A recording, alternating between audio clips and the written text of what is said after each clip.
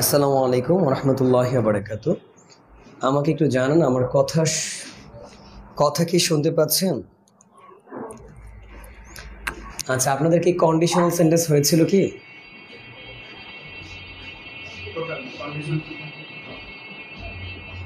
আচ্ছা ঠিক আছে, আচ্ছা আচ্ছা আচ্ছা আচ্ছা ঠিক আছে।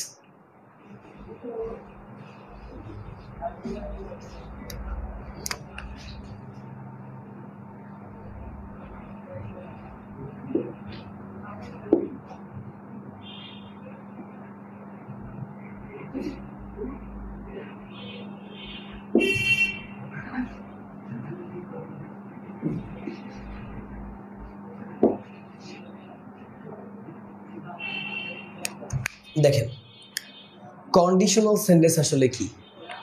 কন্ডিশন মানেই শর্ত, তাহলে কন্ডিশনাল মানে কি? শর্তযুক্ত। যেমন আমি যদি বলি যে তুমি লাইফে সফল হতে পারবে যদি তুমি ভীষণ পরিশ্রম করো, কিংবা তুমি একটি ভালো ফলাফল করতে পারবে যদি তুমি নিয়মিত পড়ো। তাহলে এই যে আমি যদি বলছি, একটা শর্ত দিচ্ছি যে এটা করতে পারবা যদি এটা করো, এই জাতীয় শর্তকে ইংলিশে কন্ডিশনাল ক্লজ বলে। শর্ত হতে পারে বেশ কিছু কনজাংশন দিয়ে, যেমন আমরা বলে থাকি ইফ অর্থ যদি, কিংবা বলতে পারি আমরা আনলেস, যার অর্থ হচ্ছে যদি না। হ্যাড বলতে পারি, এটার অর্থ যদি। প্রোভাইডিং দ্যাট বলতে পারি, প্রোভাইডিং দ্যাট, যার অর্থ যদি। তারপর আমরা বলতে পারি প্রোভাইডেড দ্যাট, এটার অর্থ কি? যদি। কিংবা আমরা আরো বলতে পারি সাপোজিং দ্যাট, সাপোজিং দ্যাট। এই সাপোজিং দ্যাট অর্থ কি? যদি। তাহলে if, unless, had, providing that, provided that, supposing that ইত্যাদি ইত্যাদি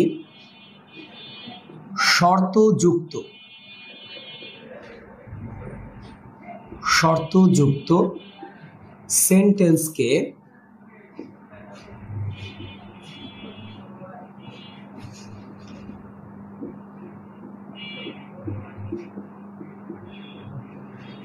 কন্ডিশনাল সেন্টেন্স বলে। তাহলে দেখেন, ইফ যুক্তও হতে পারে, আনলেস যুক্তও হতে পারে, হ্যাড যুক্তও হতে পারে, প্রোভাইডিং দ্যাট কিংবা প্রোভাইডেড দ্যাট যুক্তও হতে পারে। কথা হচ্ছে যদি কিংবা যদি না এই জাতীয় অর্থবোধক শর্তযুক্ত ক্লজকে কি বলে? কন্ডিশনাল ক্লজ বলে। কন্ডিশনাল সেন্টেন্সের দুইটা অংশ থাকে, একটা হচ্ছে কন্ডিশন শর্তযুক্ত, আর হচ্ছে কন্ডিশন মুক্ত মানে শর্তমুক্ত। একটা হচ্ছে শর্তযুক্ত, একটা হচ্ছে ফলাফল। যেমন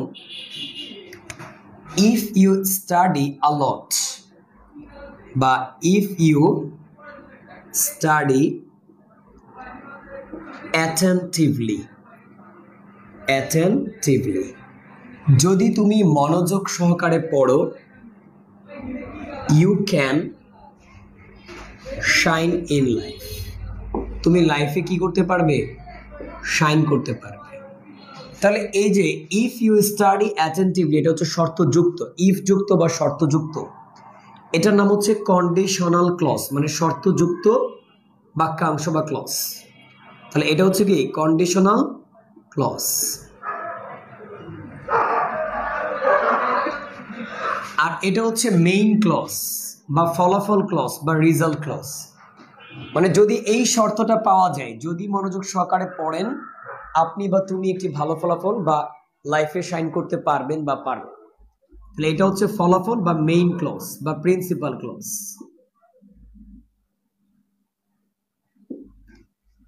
এবার আমি হ্যাড দিয়েও বলতে পারি। আমরা অনেকে বলি হ্যাড আই মাচ মানি, যদি আমার অনেক টাকা থাকতো। হ্যাড আই মাচ মানি, এখানে হ্যাড মানে যদি, মাচ মানি যদি আমার অনেক টাকা থাকতো, তাহলে আমি কি করতে পারতাম? আই ক্যান বা আই কুড, ক্যান হবে না, I could help the poor, আমি দরিদ্রদেরকে সাহায্য করতে পারতাম বা সাহায্য করতাম। যদিও এটা মিথ্যা কথা, মানুষ যদি বড়লোক হওয়ার স্বপ্ন এটাই থাকে দরিদ্রদেরকে সহায়তা করা, তাহলে আর দরিদ্র থাকবে না। প্রতিনিয়ত মানুষের অবস্থা পরিবর্তন করছে, আসলে এটার বাস্তব অর্থ হচ্ছে যদি আমার অনেক টাকা থাকতো আমি নিজের স্বপ্ন বাস্তবায়ন করতাম, এটাই ম্যাক্স। দেখেন তাহলে জি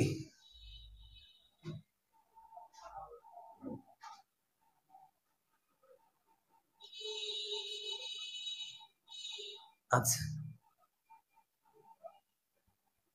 আচ্ছা আচ্ছা কন্ডিশনাল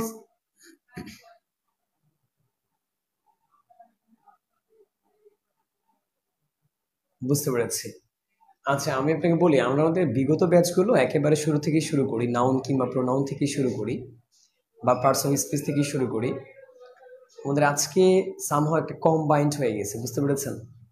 যার কারণে আমরা বিগত ব্যাচের ক্লাসটাও স্কিপ রেখেছি, একটা নিউ টপিক ধরেছি। আমার মনে হয় আমার সাথে একটু লেগে থাকলে 15-20 মিনিট পরে আমি আবার আপনাদেরকে জিজ্ঞেস করব, মনে হয় বুঝতে পারবেন, ঠিক আছে? নেক্সট ক্লাস থেকে আমরা হচ্ছে একদম শুরু থেকেই শুরু করব, পার্টস অফ স্পিচ থেকেই, ঠিক আছে? আমি এটা ক্লাস শুরু করার আগেও বুঝতে পেরেছি, কিন্তু আসলে ওই আজকে একটার সাথে কম্বাইন্ড হওয়াতে একটু ঝামেলা হয়ে গেছে, ওদের আবার বেসিক পড়িয়েছি আর কি। আজকের এই বিষয়টার জন্য দুঃখিত, তবে একটু শোনেন, আমার মনে হয় বুঝবেন। তাহলে হ্যাড আই মাচ মানি, যদি আমার প্রচুর টাকা থাকে তাহলে আমি সাহায্য করতে পারবো। তাহলে শর্ত হচ্ছে এটা যে যদি আমার প্রচুর টাকা থাকে, এই টাকা থাকলে আমি এটা করতে পারবো, এই শর্তটা না থাকলে আমি সাহায্য করতে পারবো না। ঠিক একইভাবে যদি তুমি মনোযোগ সহকারে পড়ো, যদি পড়ে তাহলে কি করতে পারবে? শাইন করতে পারবে। একইভাবে আমি এখানে বলতে পারবো প্রোভাইডিং দ্যাট দিয়ে বলতে পারবো, বা unless, unless we work hard. Unless মানে কি? যদি না। আনলেস মানে হচ্ছে যদি না, উই মানে আমরা, ওয়ার্ক মানে কাজ করা। তাহলে আনলেস উই, যদি না আমরা কাজ করি, হার্ড মানে যদি না আমরা কঠোর পরিশ্রম করি, we can't progress in life, বা we can't succeed in life, we can not, we can not, we মানে আমরা, ক্যান নট মানে পারবো না, সাকসিড ইন লাইফ তার মানে হচ্ছে আমরা লাইফে কি হতে পারবো না? সফল হতে পারবো না। তাহলে একটু লক্ষ্য করি, এই সাকসিড আপনাদের কাছে দেখে বি2 মনে হচ্ছে, কিন্তু সাকসিড এটা বি2 না, সাকসিড হচ্ছে বি1, এটার বি3 হচ্ছে বা বি2 হচ্ছে সাকসিডেট, সাকসিডেট। আর সাকসেস যেটা, এটা ভার্বই না, সাকসেস হচ্ছে একটা নাউন যার অর্থ হচ্ছে সফলতা। তাহলে সাকসেস এই শব্দটা অনেকে অনেক ঝামেলায় পড়ে। তাহলে সাকসেস যদি আমি বলি, সাকসেস যদি আমি বলি তাহলে হবে নাউন, কিন্তু আমি যদি সাকসিড বলি তাহলে হবে ভার্ব, সফল হওয়া। আর যদি আমি বলি সাকসেসফুল, ফুল, তাহলে হবে অ্যাডজেক্টিভ, অর্থ হবে সফল। আর যদি বলি সাকসেসফুলি তাহলে হবে অ্যাডভার্ব, সফলতার সাথে বা সফলভাবে। তাহলে এখানে সাকসিড হচ্ছে ভার্ব এবং সেটাও ভার্বের বি1, ইডি দেখে বি3 বা বি2 মনে করার কোনো কারণ নাই, কারণ রিমাইন্ড আছে, রিমাইন্ডের মধ্যে কি থাকে? ডি আছে, তাও এটা বি1। তারপরে অ্যাড বলি মানে যুক্ত করা, অ্যাড, গ্রুপে অ্যাড করি, অ্যাডও কিন্তু বি1। সেন্ট বলতে গেলে ডি থাকে, ওইটাও কি? বি1। তার মানে বি এ ডি থাকলেই কি হবে না? বি3 হবে না। সাকসিড হচ্ছে বি1, এটার বি3 হচ্ছে সাকসিডেড, এটার বি3 হচ্ছে কি? সাকসিডেড। তাহলে যেই জায়গাটাতে ছিলাম বললাম যে if, unless, had, providing that, provided that, supposing that, এই কথাটা মুখস্থ করতে হবে। ইফ, আনলেস, হ্যাড, ইফ মানে যদি, আনলেস মানে যদি না, হ্যাড অর্থ যদি, প্রোভাইডিং দ্যাট অর্থ যদি, প্রোভাইডেড দ্যাট অর্থ যদি, সাপোজিং দ্যাট অর্থ যদি। তার মানে আনলেস ছাড়া বাকি যতগুলো কনজাংশন এনেছি সবগুলোর অর্থ কি? যদি। এই ইত্যাদি যদি কিংবা শর্তযুক্ত সেন্টেন্সকে কন্ডিশনাল সেন্টেন্স বলে। এই শর্তযুক্ত সেন্টেন্সকে কি বলে? কন্ডিশনাল সেন্টেন্স বলে। যদি কিংবা যদি না, যদি তুমি আসো তাহলে আমি তোমাকে সাহায্য করব, যদি তুমি আমাকে ফোন করতে আমি তোমাকে সাহায্য করতাম, যদি তুমি আমার কাছে টাকা চাইতে আমি তোমাকে টাকা দিতাম। তাহলে এই যে যদি কথাগুলা, শর্তযুক্ত কথাগুলাই কি? Conditional sentence. কন্ডিশনাল সেন্টেন্সের দুইটা অংশ থাকে, একটা শর্তযুক্ত, একটা ফলাফল, একটা শর্তযুক্ত, একটা ফলাফল। যদি তুমি নিয়মিত ক্লাস করো তুমি একটি ভালো ফলাফল, কিংবা তুমি ভালো করতে পারবে, কিংবা তুমি ইংলিশ ইমপ্রুভ করতে পারবে, you can develop your English, অথবা ইউ ক্যান ইমপ্রুভ ইংলিশ, বা you can increase your knowledge. তাহলে এই যে যদি তুমি নিয়মিত পড়ো, এটা হচ্ছে শর্ত, আর এটার ফলাফল হচ্ছে নিয়মিত পড়লে তুমি কি করতে পারবা? লাইফে শাইন করতে পারবা, ভালো ফলাফল করতে পারবা, এটা হচ্ছে ফলাফল। তাহলে শর্তযুক্ত অংশের নাম হচ্ছে conditional clause, conditional clause, conditional clause. আর ফলাফল ক্লজের নাম হচ্ছে মেইন ক্লজ। এতটুকু কি বুঝেছি? শর্তযুক্ত বাক্যকে বলে কন্ডিশনাল ক্লজ, আর ফলাফল যেটা এই শর্ত পাওয়া গেলে যেটা হবে সেটা হচ্ছে মেইন ক্লজ। আর কন্ডিশনাল সেন্টেন্স কাকে বলে? যেই সেন্টেন্সের শুরুতে ইফ থাকবে, আনলেস থাকবে, হ্যাড থাকবে, কিংবা প্রোভাইডিং দ্যাট, প্রোভাইডেড দ্যাট, কিংবা সাপোজিং দ্যাট থাকবে। এতটুকু কথা কি বুঝতে পেরেছি যে কন্ডিশনাল সেন্টেন্স কাকে বলে এবং কন্ডিশনাল সেন্টেন্সের অংশ কয়টা? এই দুইটা কথা কি বুঝতে পেরেছি?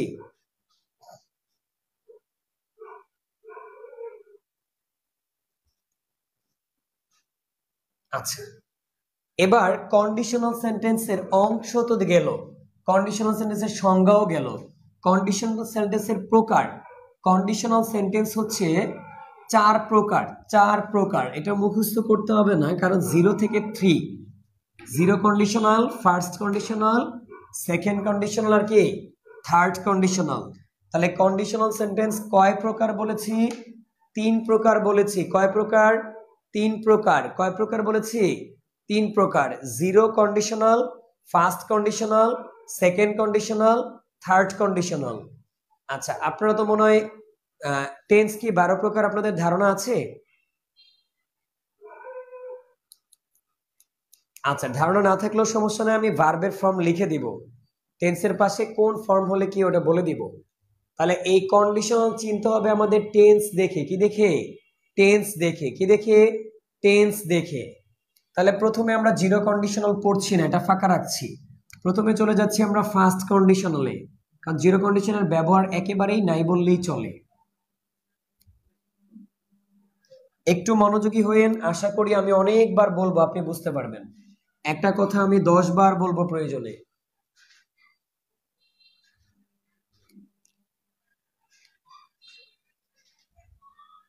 দেখেন, তাহলে কন্ডিশনাল সেন্টেন্সের অংশ দুইটা, একটা নাম হচ্ছে কন্ডিশনাল ক্লজ বা শর্তযুক্ত ক্লজ, আরেকটা হচ্ছে ফলাফল ক্লজ, মানে এই শর্তটা পাওয়া গেলে যেটা হবে। কন্ডিশনাল ক্লজ বা শর্তযুক্ত, মেইন ক্লজ বা হচ্ছে ফলাফল। আচ্ছা, তাহলে ফার্স্ট কন্ডিশনাল যার শর্তযুক্ত অংশ মানে হচ্ছে ইফ যুক্ত অংশ, মানে যে কোনো একটা যুক্ত হতে পারে, ইফ যুক্ত, আনলেস যুক্ত, কিংবা প্রোভাইডিং দ্যাট যুক্ত, কিংবা প্রোভাইডেড দ্যাট যুক্ত, যে কোনো একটা যুক্ত অংশ যদি প্রেজেন্ট ইনডেফিনিট হয়, তার মানে কি বি1 হয়, তাহলে সেটা হচ্ছে ফার্স্ট কন্ডিশনাল। আর সেকেন্ড কন্ডিশনাল কি? যদি ইফ যুক্ত কিংবা আনলেস যুক্ত কিংবা প্রোভাইডিং কিংবা প্রোভাইডেড যুক্ত অংশটা যদি পাস্ট ইনডেফিনাইট তথা ভার্বের বি2 হয়, ভার্বের কি বি2, তার মানে ইট না হয়ে এইট, গো না হয়ে ওয়েন্ট, মেক না হয়ে মেড, রাইট না হয়ে রোড, তাহলে বি1 যদি হয় তাহলে ফার্স্ট কন্ডিশনাল, বি2 যদি হয় তাহলে সেকেন্ড কন্ডিশনাল, আবার বি1 হলে কি হবে? ফার্স্ট কন্ডিশনাল, বি2 এক কথায় বুঝাই যাচ্ছে 1 এ 1 বি1, 2 তে বি2 মানে সেকেন্ডে বি2। আর থার্ড কন্ডিশনাল কি? যেখানে পাস্ট পারফেক্ট হবে, পাস্ট পারফেক্ট, পাস্ট পারফেক্ট মানে থার্ডের মধ্যে বি3 থাকবে, কি প্লাস বি3? হ্যাড প্লাস বি3। তাই সহজে মনে রাখার উপায় হচ্ছে কন্ডিশনাল ক্লজ তো মানে বুঝেন ইফ যুক্ত, আনলেস যুক্ত, প্রোভাইডিং বা প্রোভাইডেড যুক্ত, মানে শর্ত যুক্ত বাক্যাংশ। এই শর্ত যুক্ত অংশটা যদি বি1 থাকে পারবেন তাহলে ফার্স্ট কন্ডিশনাল, আর যদি বি2 হয় তাহলে হচ্ছে সেকেন্ড কন্ডিশনাল, আর যদি হ্যাড প্লাস বি3 হয় তাহলে কি থার্ড কন্ডিশনাল। যেমন আমি যদি বলি ইফ ইউ, ইফও বলতে পারবো, আনলেসও বলতে পারবো। If you practise English, if you practise English, যদি তুমি ইংরেজি চর্চা করো, প্র্যাকটিস সি দিয়েও লেখা যায়, এস দিয়েও লেখা যায়, তবে পার্থক্য আছে। প্র্যাকটিসে সি দিলে ওটা হবে নাউন, আর প্র্যাকটিসে এস দিলে ওটা হবে ভার্ব। প্র্যাকটিসে এস দিলে অর্থ হবে চর্চা করা, আর প্র্যাকটিসে সি দিলে অর্থ হবে চর্চা। ঠিক অ্যাডভাইস, অ্যাডভাইস লিখতে যদি এস দিয়ে লিখেন তাহলে এটা ভার্ব, আর সি দিয়ে লিখলে কি নাউন। এটা আমি বলছি অ্যাকর্ডিং টু ব্রিটিশ, ব্রিটিশ ইংলিশের মতে এস দিয়ে লিখলে ভার্ব, সি দিয়ে লিখলে কি নাউন। আমেরিকানদের মতে আজকে বলবো না, তাহলে আবার গোলায় ফেলাইবেন। তাহলে ব্রিটিশটা মনে রাখবেন, এস দিয়ে হলে ভার্ব, সি দিয়ে হলে নাউন। তাহলে ইফ ইউ প্র্যাকটিস ইংলিশ, যদি তুমি কি করো ইংরেজি চর্চা করো। তাহলে আমাকে বলেন তো এই প্রথম এটাতে প্র্যাকটিস কি B1 এ আছে না B2 তে আছে? বলেন B1 না B2? তাহলে কি এটা ফার্স্ট না সেকেন্ড না থার্ড? First conditional. কিন্তু এখানেই যদি আমি ছোট্ট করে একটা ডি লাগিয়ে দেই প্র্যাকটিস, তাহলে কি এটা B1 হবে না B2? তাহলে এটা সেকেন্ড কন্ডিশনাল হয়ে যাবে। আবার এখানে যদি আমি আরেকটা হ্যাড যুক্ত করে দেই, তাহলে এটা হ্যাড প্লাস B3 হলো না? হলো না? প্র্যাকটিসের B2 আর B2 তো সেম, তাহলে হ্যাড প্লাস B3 কি হয়েছে না হয় নাই? তাহলে কি এটা সেকেন্ড কন্ডিশনাল না থার্ড কন্ডিশনাল? কথা কি বুঝেছি? আচ্ছা, তার মানে আমি বলেছি যদি ইফ যুক্ত কিংবা আনলেস যুক্ত কিংবা হ্যাড যুক্ত কিংবা প্রোভাইডিং কিংবা প্রোভাইডেড কিংবা সাপোজিং দ্যাট, যে কোনো একটা হোক, আমরা কন্ডিশনাল চিনবো টেন্স দেখে। ওই ইফ দেখেও না, আনলেস দেখেও না, ওগুলো দেখলে বুঝবো যে কন্ডিশনাল। কিন্তু ফার্স্ট না সেকেন্ড না থার্ড এটা ডিপেন্ড করে অন টেন্স, টেন্সের উপরে। আর কন্ডিশনাল সেন্টেন্স হয় কিনা সেটা ডিপেন্ড করে ওই শর্তযুক্ত কনজাংশন বা অর্থ আছে কিনা। ইফের অর্থ যদি এবং বাকি সবগুলোর অর্থ যদি, শুধু আনলেস অর্থ হচ্ছে যদি না, আনলেস একটা নেগেটিভ ওয়ার্ড। আর ইফ অর্থ যদি, হ্যাড অর্থ এখানে যদি, প্রোভাইডিং দ্যাট অর্থ যদি, প্রোভাইডেড দ্যাট অর্থ যদি, সাপোজিং দ্যাট অর্থ কি যদি। সাচেস আমি এখানেই বলতে পারবো, এখানে ইফ কেটে আমি বলতে পারবো providing that you had practised, বা বলতে পারবো supposing that you had practised, একই কথা হবে। ইফ যা, প্রোভাইডিং দ্যাট তাই, সাপোজিং দ্যাট কি তাই। তাহলে কথা হচ্ছে প্রেজেন্ট হলে ফার্স্ট কন্ডিশনাল, পাস্ট হলে কি second conditional, had plus B3 হলে কি থার্ড কন্ডিশনাল। একইভাবে আমি যদি এখানে লিখি, একটু লক্ষ্য করবেন স্যার, বোঝানোর দায়িত্ব আমার, ঠিক আছে? না বুঝলে আমাকে বলবেন পরে। আর আগামী ক্লাস থেকে ইনশাল্লাহ এই বিষয়টা রিপিট হবে না, যে কথাটা আপনারা আজকে বলেছেন শুরু থেকেই হবে। তাহলে ইফ ইউ স্টাডি অ্যাটেন্টিভলি, যদি তুমি নিয়মিত পড়ো, স্টাডি কি B1 না B2 না হ্যাড প্লাস B3? তাহলে কি এটা ফার্স্ট না সেকেন্ড না থার্ড? ফার্স্ট। কিন্তু এখানেই যদি আমি একটু চেঞ্জ করে IED দিয়ে দিই, স্টাডিড, তাহলে এটা কি হবে ফার্স্ট না সেকেন্ড না থার্ড? সেকেন্ড। একইভাবে আমি যদি এখানে আরেকটু অ্যাড করে হ্যাড দিয়ে দিই, তাহলে এটা কি হয়ে যাবে? তাহলে কি কথাটা আমি বোঝাতে পেরেছি? ভার্বের B1 যুক্ত যদি হয় তাহলে ফার্স্ট কন্ডিশনাল, ভার্বের B2 যুক্ত যদি হয় সেকেন্ড কন্ডিশনাল, আর হেডের পরে যদি B3 থাকে তাহলে কি থার্ড কন্ডিশনাল। এতটুকু কথা কি আপনারা বুঝতে পেরেছেন আমার? আচ্ছা,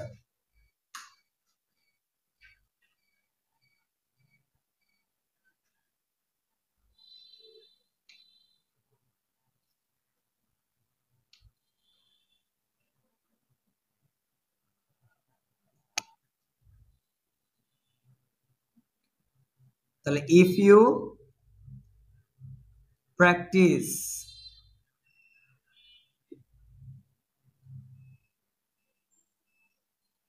আচ্ছা অ্যাটেন্টিভলি লিখেছি, এটাই দিয়ে দিই।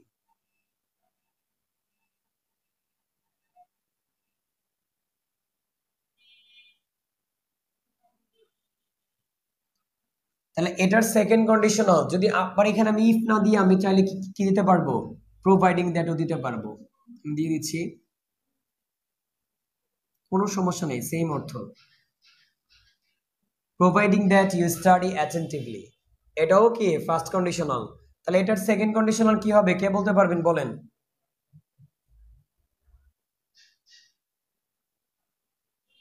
কথা বলে না, এটার সেকেন্ড কন্ডিশনাল কি হবে?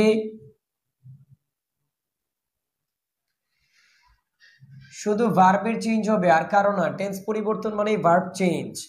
Providing that you studied attentively. এবার আমি যদি এটা থার্ড কন্ডিশনাল বানাইতে বলি তাহলে কি বলবেন?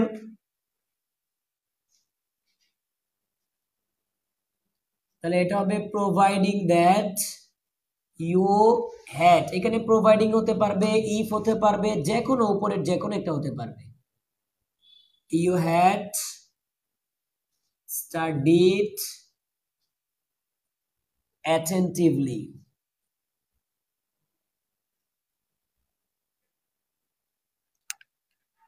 এবার আসি আমরা মেইন ক্লজটা কি করব। ফার্স্ট কন্ডিশনারের মেইন ক্লজে সাবজেক্ট প্লাস দুইটা ক্লজ হয়, দুইটা বাক্য হবে আর কি। বাক্য একটাই, যদিও জটিল বাক্য। আবার জটিল মানে কঠিন মনে করেন না আর কি, বাংলা এগুলোকে জটিল বলে, ইংলিশে কমপ্লেক্স বলে। Subject plus will, can, may, must, should, have to plus ভার্বের বি ওয়ান। এতগুলো লিখেছি কেন? জানার জন্য। আপনি যদি তিনটা মনে রাখতে পারেন, will, can, may, must plus B one, will, can, may, must plus B one. তাহলে যদি ইফ যুক্ত অংশ প্রেজেন্ট হয় তাহলে তার ফলাফল ক্লজটা আমার কি দিয়ে লিখতে হবে? সাবজেক্টের পরে উইল দিতে হবে, অথবা ক্যান, অথবা মে, অথবা মাস্ট প্লাস বি ওয়ান। যেমন যদি তুমি নিয়মিত পড়ো তুমি একটি ভালো ফলাফল করতে পারবে, বা তুমি একটি ভালো ফলাফল করতে করবে, পারবে বা কি করবে। তাহলে যদি বলি তুমি একটি ভালো ফলাফল করবে তাহলে দিব ইউ উইল, ইউ হচ্ছে সাবজেক্ট। আর যদি পারবে দেই তাহলে দিব ইউ ক্যান। ইউ ক্যান মানে তুমি পারবে, মেক মানে করতে পারবে, ইউ ক্যান মেক, আ মানে একটি, গুড মানে ভালো, রেজাল্ট মানে ফলাফল, তুমি একটি ভালো ফলাফল করতে পারবে। তাহলে দেখেন ফার্স্ট কন্ডিশনাল দুই ভাবে চেনা যাবে, প্রেজেন্ট দেখেও চিনতে পারবেন, আবার এই যে উইল, ক্যান, মে, মাস্ট এই চারটা দেখেও চিনতে পারবেন এই যে ক্যান আছে। কারণ সেকেন্ডে উইল, ক্যান, মে হয় না, সেকেন্ডে হবে উড, কুড, মাইট। কি হবে? সাবজেক্ট প্লাস উড অথবা কুড অথবা মাইট প্লাস ভার্বের V one. Would, could, might plus কি ভার্বের বি ওয়ান। তাহলে দেখেন ইফ ইউ স্টাডিড বা providing that you studied attentively, যদি তুমি মনোযোগ সহকারে পড়তে তাহলে তুমি ভালো ফলাফল করতে পারবে না পারতে? পারবে না পারতে? শর্ট পারতে। তাহলে ইউ ক্যান দিব না ইউ কুড। তাহলে সাবজেক্ট প্লাস হয় উড, না হয় কুড, না হয় মাইট, এটা দিলেই হবে। তাহলে আমরা কি দিব এখানে? ইউ কুড মেক ভার্বের V one, you could make. আবার অনেকে আছে ক্যানের পরে বি ওয়ান দেয়, কোডের পরে বি টু দেয়, এটা ভুল ধারণা। মডেল সেমি মডেলের পরে বি ওয়ানই হবে। ক্যান হলেও বি ওয়ান, কুড হলেও বি ওয়ান, মে হলেও বি ওয়ান, মাইট হলেও বি ওয়ান। আচ্ছা, এটা নিয়ে আলোচনা হবে রাইট ফর্ম অফ ভার্বে। আচ্ছা, এবার থার্ড কন্ডিশনাল আমরা কিভাবে চিনব? দুই ভাবে চিনবেন। কন্ডিশনাল মানে শর্ত যুক্ত অংশ দেখেও চিনতে পারবেন, আবার ফলাফল ক্লজ দেখেও চিনতে পারবেন। এটার উপায় হচ্ছে, হ্যাঁ অবশ্যই,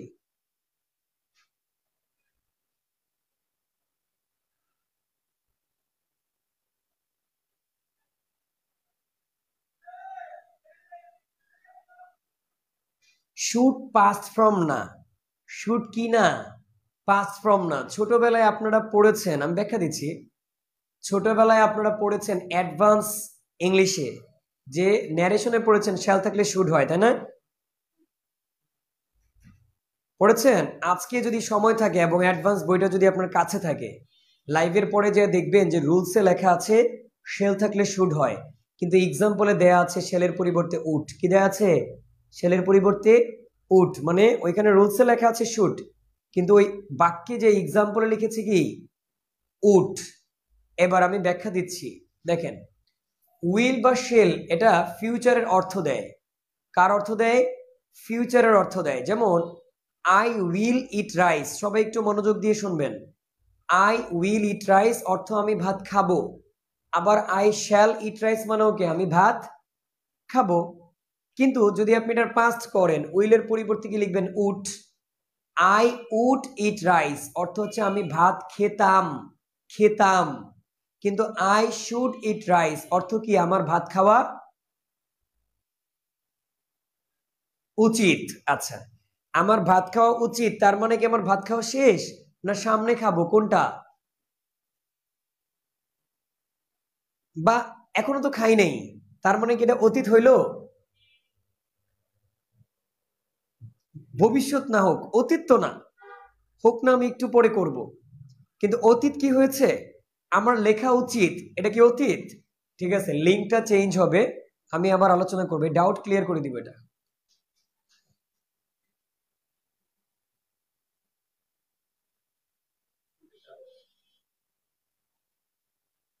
আগানো যাবে না, এটাই তো নিয়ম। ছাত্ররা নিউ কোনটাতে? এটা না? শুনতে পাচ্ছি ওরা? আচ্ছা, তাহলে আপনাদের প্রশ্ন। হুম,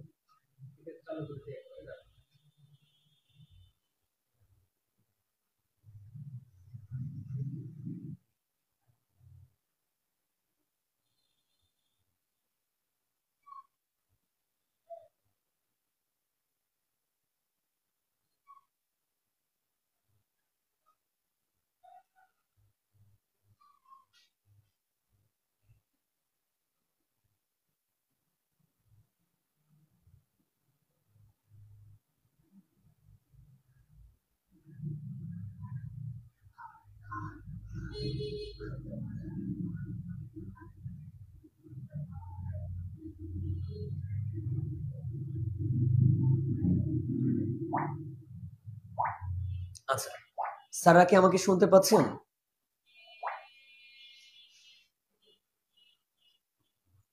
আচ্ছা, আমি যেই জায়গাটাতে ছিলাম সেটা হচ্ছে এই যে শুট, শুটকে তাহলে অতীতকালীন অর্থ দিচ্ছে, দিচ্ছে দিচ্ছে। হ্যাঁ, অনেকেই দেখবেন সেকেন্ড কন্ডিশনে শুড লিখে। আপনি একটু কষ্ট করে একটু কষ্ট করে হায়ার লেভেলের কোন একটা ইংলিশ বই দেখবেন, দেখবেন শুড কিনা সেকেন্ড কন্ডিশনে কখনোই কোনোভাবেই হওয়া সম্ভব না। কথা বুঝেছেন? আবার অনেক বাজারের বই আছে যেগুলো আসলে শুধু কপি পেস্ট হয়। কপি পেস্ট বইয়ে তো আসলে এটা আপনি করতে পারবেন না। আপনি চাইলে একটা প্র্যাকটিক্যাল ইংলিশ গ্রামার আছে, বা ক্লিফ স্টোফেল আছে, বা র্যান মার্টিনের হাই স্কুল ইংলিশ গ্রামার আছে, এই জাতীয় যে আপনার বাহিরের যে বইগুলো আছে ইংরেজিতে, বা হচ্ছে খুব যেগুলো ওয়ার্ল্ড ওয়াইড বুক, যেগুলো আমাদের বাংলাদেশের রাইটাররা পড়ে, হ্যাঁ, যারা হচ্ছে আমাদের বাংলাদেশের বইয়ে রেফারেন্স দেয়, এই জাতীয় বইগুলো পড়লেই দেখবেন শুড আসলে পাস্টের অর্থে আসে না। এবং ইম্পারেটিভ সেন্টেন্স যে আছে, আমি যদি বলি স্টাডি অ্যাটেন্টিভলি, মনোযোগ সহকারে পড়ো, এখানে মনে মনে শুড থাকে। মনোযোগ সহকারে পড়ো মানে কি তোমার মনোযোগ সহকারে পড়া উচিত। কথা বুঝছেন? আমি যে বলি যে সময় অপচয় করো না, তার মানে কি তোমার সময় অপচয় করা উচিত না। তার মানে যে উচিত কথাটা কি পাস্টে আসছে না প্রেজেন্টে আসছে? প্রেজেন্টে। আর এটা পাস্টে তখনই হবে যখন আমি শুড হ্যাভ বলবো। যেমন আমার খাওয়া উচিত ছিল, আমরা স্পোকেনে পড়ে এটা, I should have taken food, অথবা I should have eaten rice. কথা বুঝেছি? তার মানে এই শুড কিনা পাস্ট না। শুড যদি পাস্ট হয় তাহলে অর্থ হতে হবে পাস্টের। আর উইলের পাস্ট ফ্রম উড অর্থও পাস্ট। আমি ভাত খাবো, আমি ভাত খেতাম। কাজেই এই ওই ন্যারেশনটা ওইখানে ভুল। শ্যালের পরিবর্তে শুড, ওই একাডেমিকে যা পড়েছেন পড়েছেন। চাকরি পরীক্ষায় কিংবা অ্যাডমিশনে শ্যালের পরিবর্তে শুড লিখলে আর চাকরি হবে না। শ্যালের পরিবর্তে লিখতে হবে কি? উড। উড, উড লিখতে হবে। আপনাদের রেফারেন্স লাগলে না পাইলে আমাকে বলবেন, আমি রেফারেন্স দিয়ে দিব। ঠিক আছে, আপনারাও খুঁজবেন, যদি কোথাও না পান আমাকে বলবেন, আমি দিয়ে দিব। দেখেন, তাহলে যেই জায়গায় ছিলাম সেকেন্ড কন্ডিশনালে, সেকেন্ড কন্ডিশনাল শুড হবে না, তাহলে উড কুড মাইট এক জিনিস, শুড কি দেখতে, দেখতে পাস্ট, কিন্তু অর্থে কি না পাস্ট না, কাজে শুড দেওয়া যাবে না। শুড দেখতে মনে হচ্ছে আপনার কাছে পাস্ট, আর অর্থগত তো মিল নেই। শ্যালের অর্থ হচ্ছে কি আর শুডের অর্থ কি মিল আছে? শুধু দেখতেই মিল, কই উচিত কই খাবো, মিল আছে স্যার? কথা বানায়। ক্যান আর কোডের অর্থের মধ্যে মিল আছে, পারি পারতাম। মে আর মাইটের অর্থের মধ্যে মিল আছে, পারি পারতাম। উইল আর উডের অর্থের মধ্যে মিল আছে, কিন্তু শ্যাল আর শুডের অর্থের মধ্যে কি নাই? মিল নাই, শুধু দেখতে এক মনে হয়। আশা করি উত্তরটা পেয়েছেন। তাহলে সেকেন্ড কন্ডিশনে শুড লেখা যাবে না, লেখা যাবে না। দেখেন you would could might plus B one, তাহলে কি হবে? You could make a good result. আমি আরো সহজে বলি আরেকটা এক্সাম্পল। যদি তুমি বড় হতে চাও বা যদি তুমি সফল হতে চাও, if you want to succeed in life, if মানে যদি, ইউ মানে তুমি, ওয়ান্ট মানে চাও, টু সাকসিড মানে সফল হতে চাও, ইন ইউর লাইফ বা ইন লাইফে তুমি কি বলবা? ইউ শুড বা ইউ শুড ওয়ার্ক হার্ড, হয় না? হয় না? যদি তুমি লাইফে সফল হতে চাও, হয় না? যদি তুমি লাইফে সফল হতে চাও তোমার পরিশ্রম করা উচিত, এটা কি হয় না? হয় না? হয়। তাহলে যদি তুমি সফল হতে চাও, ইফ ইউ ওয়ান্ট, ওয়ান্ট কি পাস্টে ছিল না প্রেজেন্টে ছিল? তাহলে কি এটা সেকেন্ড কন্ডিশনাল হওয়ার কোনো সুযোগ আছে? আছে? আছে না, সুযোগ নেই, সুযোগ নেই। বুঝতে পেরেছি? আর এখানে আপনি সুর দিলে তো অর্থ মিলাতে পারবেন না। যদি তুমি নিয়মিত পড়তে, তোমার একটি ভালো ফলাফল করা উচিত, হইল অর্থ? হ্যাঁ, সেকেন্ডটা হবে হ্যাঁ, যদি তুমি সফল হতে চাইতে পাস্টে, তাহলে তোমার মনোযোগ সহকারে পড়া উচিত না পড়া উচিত ছিল? তাহলে শুডের অর্থ কি উচিত ছিল না উচিত? হ্যাঁ, বুঝতে পেরেছি। আচ্ছা, আপনাদের রেফারেন্স লাগলে আমি দিব, সমস্যা নেই। তারপর দেখেন পাস্ট পারফেক্ট মানে থার্ড কন্ডিশনালে এখানে কি দিবেন? এখানে দিবেন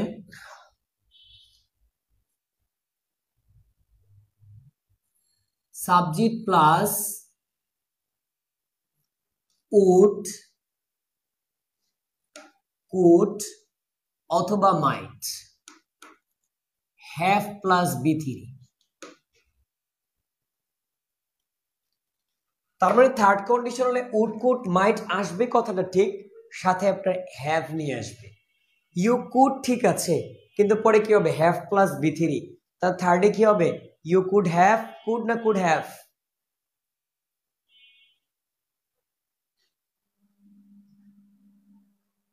মেক দিবেন না মেইট দিবেন, কোনটা? বলেছি না, উড কুড মাইট এই তিনটার যে কোনো একটা দিবেন, সাথে হ্যাভ প্লাস বি থ্রি। তাহলে কি হবে? ইফ বা providing that you had studied attentively, এটার অর্থ হচ্ছে যদি তুমি মনোযোগ সহকারে পড়তে না, পড়ে থাকতে, যদি তুমি মনোযোগ সহকারে পড়ে থাকতে, তুমি একটি ভালো ফলাফল করে থাকতে। বা বুঝতে পেরেছি, একদম মানে অতীতকালীন একটা কথা বলছে। তাহলে এইখানে আমি কি দিব? ইউ কুড দিব না ইউ কুড হ্যাভ, কোনটা দিব? থার্ডে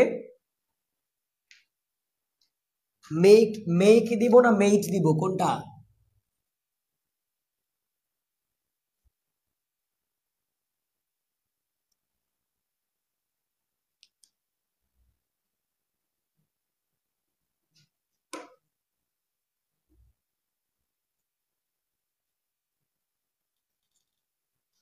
লিখে লক্ষ্য করেন। তাহলে আমি আলোচনা করলাম আজকে কি? Conditional sentence. জিরো কন্ডিশনালটা আজকে আলোচনা করব না। জিরো কন্ডিশনালটা সবচেয়ে সহজ, তো আজকে এটা আলোচনা করব না। দেখেন যেখানে ছিলাম, কন্ডিশনাল সেন্টেন্সটা আসলে কাকে বলে? শর্ত যুক্ত সেন্টেন্সকে কন্ডিশনাল সেন্টেন্স বলে। শর্ত বোঝাতে ইংলিশে কিছু শব্দ ব্যবহৃত হয়, সেগুলো হচ্ছে if, unless, provided that, supposing that অথবা হ্যাড। তাহলে এই শব্দগুলো দিয়ে যদি কোনো সেন্টেন্স শুরু হয়, আমরা বলতে পারবো সেটা কি? Conditional sentence. কন্ডিশনাল সেন্টেন্সের দুইটা অংশ হয়, দুইটা পার্ট হয়। একটা পার্টের নাম শর্ত যুক্ত পার্ট, আর একটা পার্টের নাম হচ্ছে ফলাফল যুক্ত পার্ট। শর্তটা করলে যেটা হবে সেটা আর কি। তাহলে যেমন বিয়ের সময় শর্ত দেয় না, ছেলে মেয়েকে পছন্দ করলে মেয়ের বাপ মা মেয়েকে বলে ওই ছেলে যদি ভালো একটা চাকরি পেতে পারে তাহলেই আমি তোকে তার সাথে বিয়ে দিব। তার মানে এই বিয়ে দেওয়ার জন্য শর্ত কি? ওই ছেলেকে একটা ভালো চাকরি পেতে হবে। তাহলে যে যদি সে একটি ভালো চাকরি পেতে পারে, তাহলে এটা হচ্ছে শর্তযুক্ত অংশ, কন্ডিশনাল। আর চাকরি পেলে ফলাফলটা কি? সে ওই মেয়েটাকে কি বিয়ে করতে পারবে, বা সে ওই মেয়েটাকে পাবে, বা ওই গার্ডিয়ান তার মেয়েকে ওই ছেলের হাতে দিবে। তাহলে এই যে শর্তযুক্ত অংশ, এটা হচ্ছে কন্ডিশনাল ক্লজ। আর শর্ত মুক্ত অংশ, এটার নাম কি? মেইন বা ফলাফল ক্লজ। তাহলে এই কন্ডিশনাল সেন্টেন্স আবার কয় প্রকার? 4 প্রকার। এটা মুখস্থ করার কিছু নাই, 0 থেকে 3 পর্যন্ত। 0 conditional, first conditional, second conditional, আর কি থার্ড কন্ডিশনাল। এখন আমি বলেছি যদি শর্তযুক্ত অংশটা প্রেজেন্ট ইনডেফিনাইট তথা ভার্বের B1 হয়, তাহলে হচ্ছে ফার্স্ট কন্ডিশনাল। আর যদি এই শর্তযুক্ত মানে ইফ যুক্ত, আনলেস বা প্রোভাইডিং দ্যাট বা এগুলো যুক্ত অংশ যদি B2 হয়, তাহলে হচ্ছে সেকেন্ড কন্ডিশনাল। আর যদি এই শর্তযুক্ত অংশটা হ্যাড প্লাস B3 হয়, কি হয়? হ্যাড প্লাস B3 হয়, তাহলে হবে কি? Third conditional. এখন আসেন, এটা তো আমরা চিনবো conditional if, unless are providing that, provided that, এই জাতীয় ক্লজের টেন্স দেখে। মেইন ক্লজ দেখে আমরা কিভাবে চিনবো বা আমরা কিভাবে লিখবো? যদি প্রেজেন্ট ইনডেফিনিট হয় মানে ফার্স্ট কন্ডিশনাল হয়, মেইন ক্লজে আসবে উইল, ক্যান, মেই। অতিরিক্তগুলো পরে আপনি পড়ে নেবেন। Will, can, may plus B1। আর পাস্ট হলে কি আনবো আমরা? Would, could, might plus B1। আর যদি পাস্ট পারফেক্ট হয় মানে হ্যাড প্লাস B3 হয়, হ্যাডের পরে B3 হয় শর্তযুক্ত অংশে, তাহলে মেইন অংশে কি আনবো? সাবজেক্ট প্লাস উড, কুড, মাইটের পরে হ্যাভ, তারপরে B3। আমার কথাটা কি আপনারা বুঝতে পেরেছেন যতটুকু পড়িয়েছি? আচ্ছা, এবার আরেকটা বিষয় হচ্ছে কন্ডিশনাল ক্লজের আরেক ধরনের প্রকার হয়। একটা হচ্ছে রিয়েল কন্ডিশনাল, একটা হচ্ছে আনরিয়েল কন্ডিশনাল। একটা হচ্ছে বাস্তবিক শর্ত, আর একটা হচ্ছে অবাস্তব শর্ত। যেমন মনে করেন আমি একটা মেয়েকে খুব পছন্দ করতাম বা করি, তার বাবা মামাকে বললো যে ছেলেটা যদি আরেকটু লম্বা হইতো বা আরেকটু হাইট হইতো, আমি আমার মেয়েকে কি তার কাছে বিয়ে দিতাম। আচ্ছা, এটা কি বাস্তবিক না কাল্পনিক? ছেলের পক্ষে কি লম্বা হওয়া বাস্তবিক? আচ্ছা, অথবা যদি এমন বলে ছেলেটা যদি রাজা হতো, তাহলে এটা কি বাস্তবিক না কাল্পনিক? আচ্ছা, এখন যদি বলে যে এখন তার কাছে টাকা নাই, ওই ছেলের কাছে টাকা নাই, এখন যদি বলে ও যদি তোর বাবার মতো মানে মেয়ের বাপের মতো যদি টাকা পয়সা থাকতো, তাহলে কি বিয়ে দিত। ছেলের বয়স 25, মেয়ের বাপের বয়স 55, 55 বছরের বেটায় যেই টাকা ইনকাম করছে এই ছেলে 25 বছরে কি সম্ভব? হ্যাঁ, 55তে হয়তো বা মেয়ের বাপেও ছাড়া যেতে পারবে, সেটা ভিন্ন কথা। তাহলে এই যে শর্তগুলো, এগুলো কি অবাস্তব, কাল্পনিক। হ্যাঁ, এই যে যদি আমি শিশু হতাম, তাহলেও কি এটা কাল্পনিক। বা আমার বয়স মনে করেন 35, এখন যদি মেয়ের বাপ বলে বা মা বলে ছেলের বয়স যদি 20 বছর হইতো বা 22 বছর হইতো, তাহলে আমার মেয়েটাকে ওর সাথে বিয়ে দিতাম। তাহলে এটাও তো কি এক ধরনের কি মানে বাস্তবিক শর্ত না? কিন্তু যদি বলে যে যদি ছেলেটা চাকরি পায় তাহলে আমি মেয়েকে বিয়ে দিব, চাকরি পায়, পেতো না, পায়, তার মানে চাকরি পাওয়ার বয়স আছে না নাই?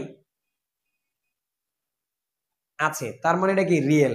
কিন্তু ছেলের বয়স 35 হয়ে গেছে বা 36 হয়ে গেছে, এখন বলতেছে যদি ছেলেটা একটা সরকারি চাকরি পাইতো তাইলে ভাবতাম মেয়েটাকে বিয়ে দেওয়া যায় কিনা।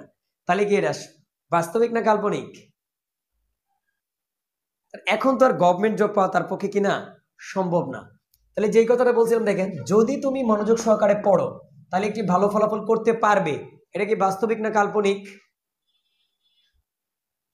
বাস্তবিক, দ্যাট মিনস রিয়েল কন্ডিশনাল। আচ্ছা, যদি সূর্য উঠে অন্ধকার দূর হয়ে যায়, এটা কি বাস্তবিক না কাল্পনিক? তাহলে রিয়েল কন্ডিশনাল।